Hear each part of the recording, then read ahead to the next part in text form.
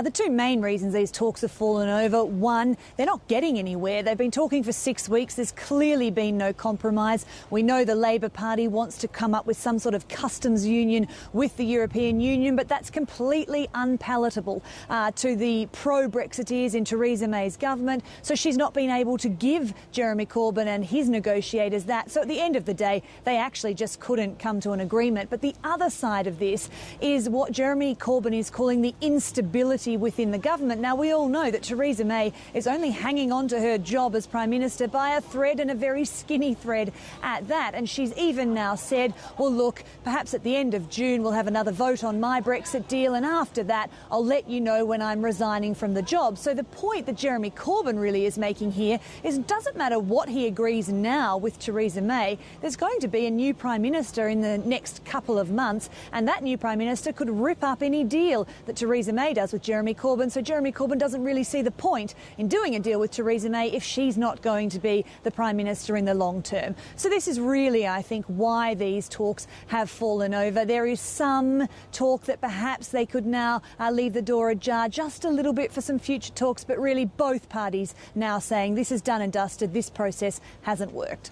Right, Sarah. And in the meantime, Theresa May is calling for a fourth vote on her Brexit deal, which already failed pretty miserably 3 times.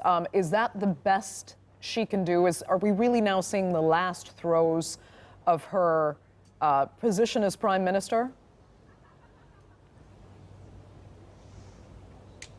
Yeah, she doesn't have much left up her sleeve, that's for sure, Andrea. It's almost crazy that she thinks she can get this vote through Parliament. She didn't the past 3 times. Labor has again reiterated today, Jeremy Corbyn, saying that, no, we're not going to back your deal unless there's considerable changes. We know there's not really going to be considerable changes. We know with Labor not supporting her deal and many of the other parties, the minor parties in the Parliament behind me here, also not supporting it, there's really no chance that it can get up. It can't pass a vote. She wants to put it to Parliament in the first week of June. It is Brexit. Anything could happen. Perhaps she won't. But what we might see happen, Andrea, in the meantime, is the revival of this indicative vote process. Now, this is the idea whereby you put to Parliament a couple of different Brexit options and let them vote and see if they can come up with one that they can gain a majority of support for. They've done this a couple of times. They haven't been able to get a majority for one single Brexit option. But it looks like the Labor Party is saying, well, we could perhaps leave the door open to chat with you about these possible options, then we could put them to Parliament. But there's no guarantee that would work either. We know Theresa May wants to try and get all of this done by the end of July. Jeremy Corbyn saying, I think that's too quick. We're not going to be able to do this. And so really, I think what we're looking at is some pretty stark options, really, for Theresa May and for the country. She said she'll probably offer a timeline for a resignation at some point in June. Now, she could resign as early as June, July. Perhaps it'll be later in the year. So then we might have a new Prime Minister. Everything could change at that point. But you've got to remember there is a deadline on this, and this is October. That's the extension time the European Union has granted. So they do need to start making some moves. Absolutely. OK, Sarah, as we were speaking, Theresa May was actually speaking too. We have a little bit of what she had to say. Let's see if we can hear that now. Next Thursday, we will be holding European elections. The Conservative Party didn't want to be fighting these. We wanted to be out of the European Union. Indeed, if Parliament had backed our Brexit deal, we could already have left the EU. But we're a national party, we fight national elections. And next Thursday, I want people to vote Conservative, because it's only the Conservatives who can deliver Brexit and take this country forward into a brighter future. No one else can get the job done. Labour, the Lib Dems and SNP have voted against delivering Brexit again and again. Nigel Farage can't deliver Brexit. Every few years he pops up, he shouts from the sidelines.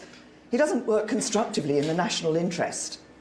So if you want a party that works in the national interest, vote Conservative.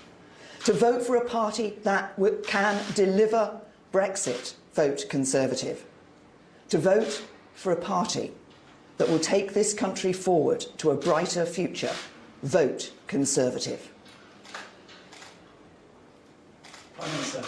Jeremy Corbyn has said the cross-party Brexit talks have gone as far as they can, and he's blamed the government and blamed the race to succeed you for undermining the negotiations. Is it the government's fault that these talks have collapsed? And should you have said that you will now stand down after the next Brexit vote, has that damaged these negotiations? Well, as Jeremy Corbyn says, actually these talks have been constructive and we've made progress. There have been areas where we have been able to find common ground, but other issues have proved to be more difficult. And in particular, we haven't been able to overcome the fact that there isn't a common position in Labour about whether they want to deliver Brexit or hold a second referendum, which could reverse it. Now, so when we come to bring the legislation forward, we will think carefully about what we've had with these talks, the outcome of these talks. We'll also consider whether we have some votes to see if the ideas that have come through command a majority in the House of Commons. But when MPs come to vote on the bill, they will be faced with a stark choice. That is, to vote to deliver on the referendum, to vote to deliver Brexit, or to shy away again from delivering Brexit with all the uncertainty that that would leave. Thank you. UK Prime Minister Theresa May speaking there, very obviously campaigning. I mean, Sarah, joining us again from London, it's actually kind of funny to hear her try to throw the blame at the Labour Party and the opposition for failing to deliver Brexit when it was her plan that failed by all accounts, not just because of opposition votes, but among her own party, 3 times. So they were asking some questions as well about her political future and where the Conservative Party actually stands now. I mean, what really happens? Is she going to step down in the very near future? And then who's next in line to deliver what's been impossible to deliver so far?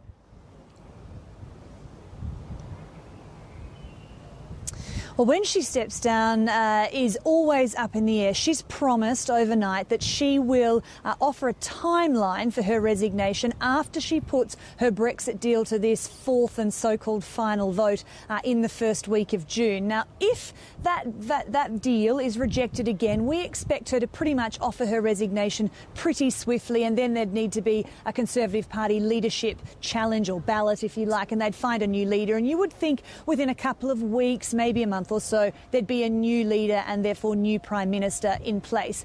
If somehow, miraculously, that deal does manage to pass, then perhaps she does have a little bit more breathing space. But she's even said, even if her deal passes Parliament, she'll still stand down. But it may just take a couple of more months and it would be a more orderly process, perhaps. Again, we'd still have to have a Conservative Party leadership challenge. So we have to see how that goes. But you would think, yes, really her days are limited. Maybe within the next couple of months she'll be gone. It could be sooner, it could be a little later. What happens then, of course, is who takes over, as you say. Now, Boris Johnson, he is the name that pops up all the time. The former Foreign Secretary, also the man who led the Brexit campaign. He tried to be Prime Minister last time when Theresa May was finally elected Prime Minister. He has said he will put his hat in the ring. He will have a go at the job. Now, he's divisive within his own party and also within the country, so it's not a fait accompli that he'd get the job. There are other people who are also likely to put their hands up, including former Brexit secretaries, also a number of other cabinet ministers here in the UK.